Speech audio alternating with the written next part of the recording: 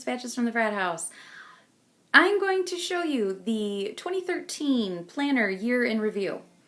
I'm holding the camera right now because I have rigged this crazy setup to record this video, and if I showed it to you guys, you would do two things. Number one, you would point and laugh ridiculously, and number two, you would lose all respect for me. It's ridiculous. I've been fighting with the setup for how to record, so we're gonna see if this works. Okay, so this is all of the changes I made in my planner since last February. When I went back to paper planning, I tried my darndest to use the iPad and my iPhone for about a year, just under a year, and I just couldn't do it. I'm a paper person. Things just stick in my head better when I write them down. I talked about that in my guest post at filofaxy.blogspot.com called Digital versus Paper Planning, and I'll link to that down there.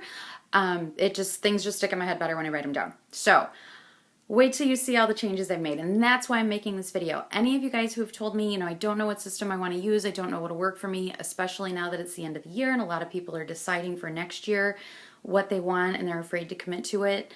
And I can understand completely, like, it's a financial commitment to get your planner pages for a whole year.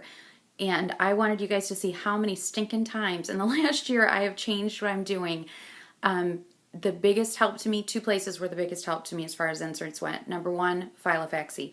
If you are at all unsure of what kind of setup you want, go to Filofaxy, find what you think you might want. The beauty of it is you can print them out and punch the holes and put them in pretty much any binder you can find out there. So there's no financial commitment there. So that to me was a biggie. I wasn't sure what I wanted to do when I started changing things, and Filofaxy completely set me straight. My desk size planner is wholeheartedly all due to Filofaxy, and that led me to DIY Fish, and that is what I have in my personal planner now. So I am going to go put this camera on this horrible setup. Maybe I'll put a picture up on Instagram. I'm actually a little bit ashamed of myself, but it works. It works. You'll be able to see the planner. So if you guys have any questions or comments, or if you want to share your planner journey for 2013, I would absolutely love to see it. So leave a comment below. If you make a video, leave a link, comment at the blog, find me on Facebook and Twitter and Google Plus and all those places where we all talk to each other, okay? If I don't see you again, if you already started your holidays, I hope you're enjoying them. If you're almost there, like those of us who celebrate Christmas and are completely stressed out by Christmas this year, enjoy them, okay? Hug your people. Please hug your people. Tell them you love them, okay? You guys are great, and I will talk to you soon. Bye-bye. Okay, brace yourselves, guys. Here is what the last just about year, about 11 months, has looked like in my planner. So when you're not sure about what you want to do, and if you're afraid to change what you have, remember this mess, and you'll feel better about yourself.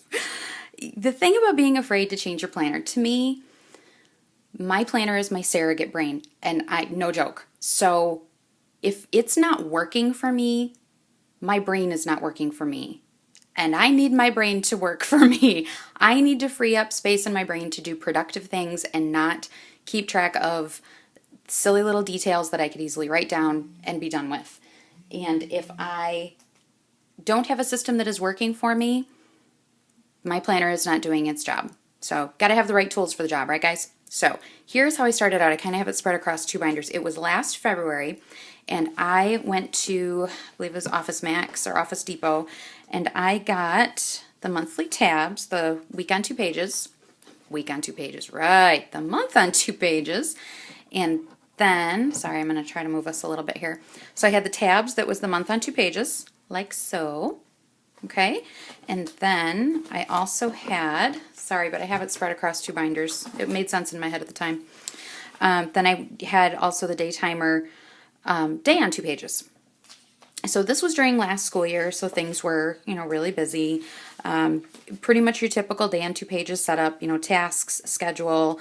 This was when I was really keeping track of every last thing I did during the day. That was just kind of for my mental health, so I could kind of compare what I had scheduled versus what I actually got done. So I could compare tasks and what I had scheduled to what I did when and how long it took.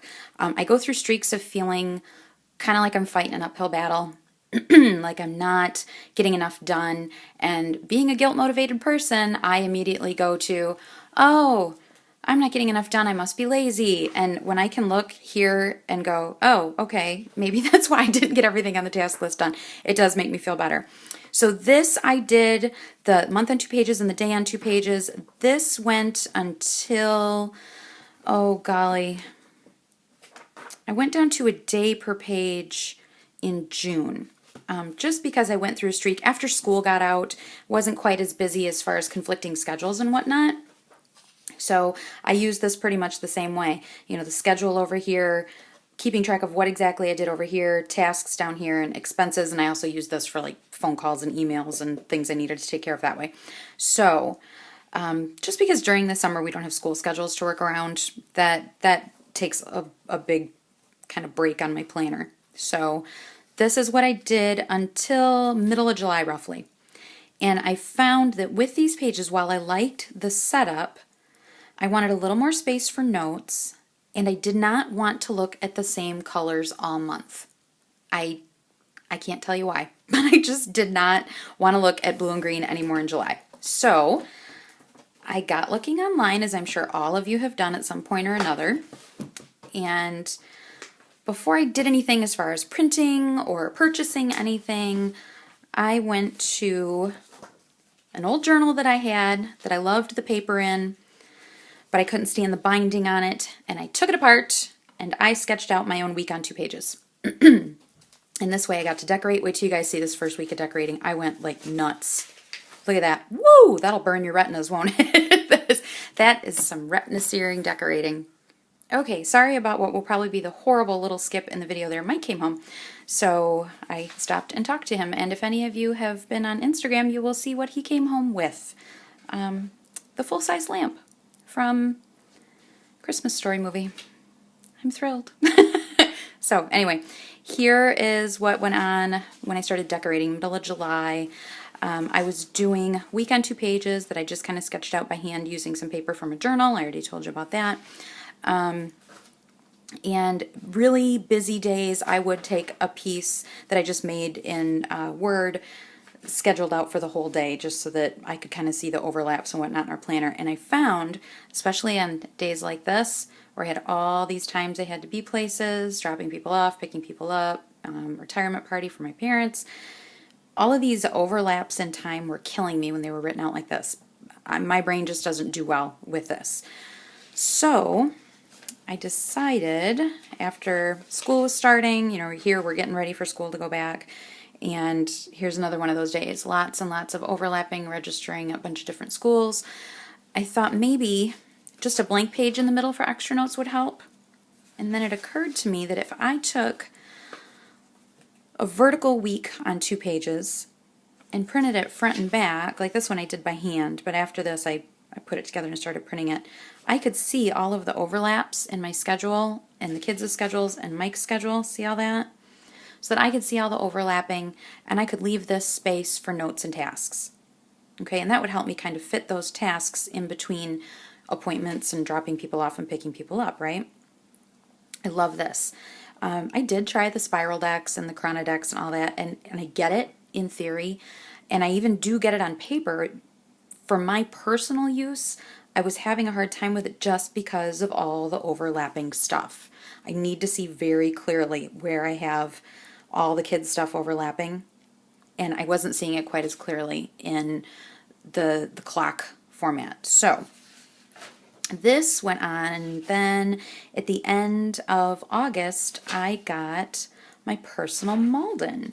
So I kept doing this. Now the desk size, it's all pages from Filofaxy, and it still looks like this. It's a week on 2 pages there, and then this vertical format in the middle. And hopefully this as a little set might be available on Filofaxy eventually to kind of print out. This pretty much stays now for, you know, if the kids need, oh, I need a notebook, my notebook's full for this class, I need more. They'll write it on that particular day for me, especially if I'm using my personal or if I'm not home. My desk size tends to stay home. So that's all the family schedule and projects, because with some changes, with some work stuff and a lot of freelance stuff coming up, I needed to have project pages set aside, and that's what's in my desk size Malibu now, is tons of project pages, and then that 3 pages per week set up for family stuff. And then at the end of August, I had gone to, oops, this is the wrong one, sorry guys. Sorry. At the end of August, I went to the personal, and I just kind of, again, because I didn't know what I wanted to do, I just took blank paper or lined paper, sketched out a week on a page, and then this I was just kind of journaling. I would just pick up where I left off, tasks, any places particularly that I needed to be, so kids I needed to pick up and drop off, appointments I had, that all went over on here. This was pretty much my stuff. If there was someplace somebody needed to be and I wasn't taking them, I might write it in there so I remember that's where they were. So this is what I did for a while. Kind of just went from day to day through here. Like you can see, here was the 17th, there was the 18th, there was the 20th. I skipped the 18th in here completely. I only used that much space for the 19th. I didn't worry about it, just picked right up on the 20th. Organization was the issue with this. While I was still weekly going through this and indexing everything on the monthly review pages in the day timer tabs that I talked about in my video about archiving your monthly pages with Evernote, I was still indexing all of it, but then I'd have to leave myself a note, but it's in the personal. So this wasn't quite as organized as I wanted it to be. I tried to kind of pare it down to a week on 2 pages with a page for each day in between, and that was better. See, it's a lot cleaner, a lot more organized, but then I wasn't really using a lot of the day on 2 pages setup. And then I found DIY Fish. See, this is why this binder is being used for storage. I have a gap. That was when I looked at DIY Fish again. I had seen them a while ago and kept looking and looking and looking and looking and kind of trying to wrap my brain around it. These were the Life Mapping Basics inserts. This was the first set of fishes that I did. And then right after this, she had let me know that she kind of tweaked them a little bit and came out with that Life Mapping Inserts version 2. This I had combined the Basics inserts with her Amazing Life inserts so that I could go back to my day on 2 pages, but it was in a personal. So it wasn't in a desk size. I wasn't losing as much, you know, I had a lot of space I wasn't using in the desk size with the day on 2 pages. So this I did a day on 1 page, and not too long after that, the Life Mapping Inserts version 2 became available, and November was when I went to that. So there's my week, and you guys know how this works. You've seen it before, but you know, there's my week of appointments, there's my weekly chart for tasks and projects, and then a day on 2 pages again.